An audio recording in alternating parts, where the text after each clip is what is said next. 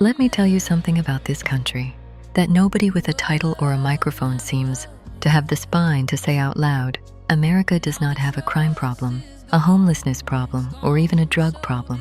We have a mental health problem, and we treat it like a privilege instead of a right. And I've seen it, not on TV, not in think tank papers.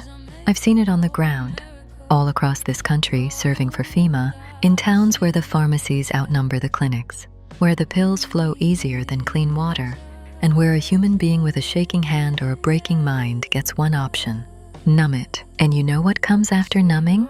Dependence, shame, street drugs, arrest records, broken families, the cycle.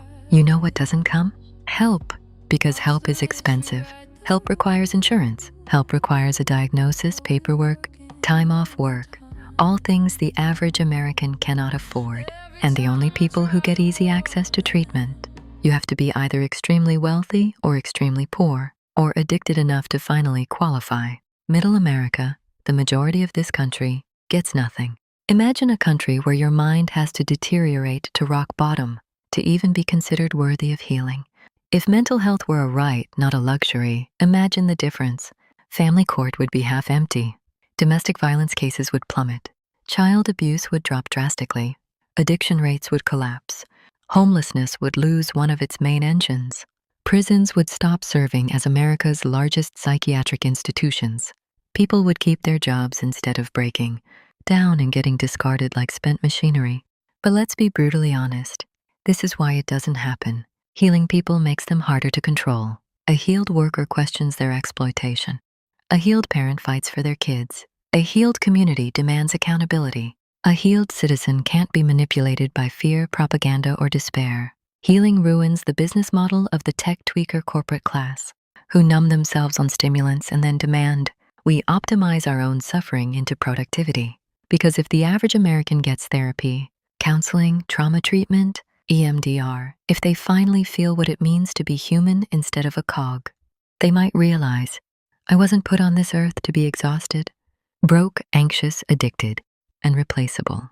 That is the nightmare of every billionaire boardroom in this country.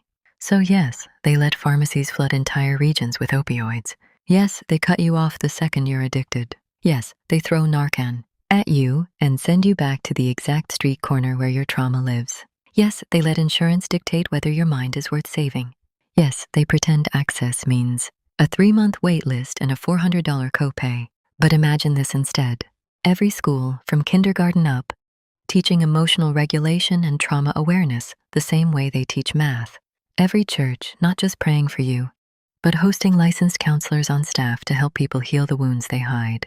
Every workplace with 1,000 plus employees, federally mandated to have one full-time counselor per 1,000 workers, not tied to HR, not used for surveillance, but to genuinely help.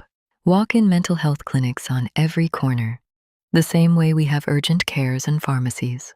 Homelessness programs where individuals with schizophrenia, bipolar disorder, or PTSD can sleep, shower, eat, and stay safe as long as they adhere to medication or counseling in a supportive, dignified setting.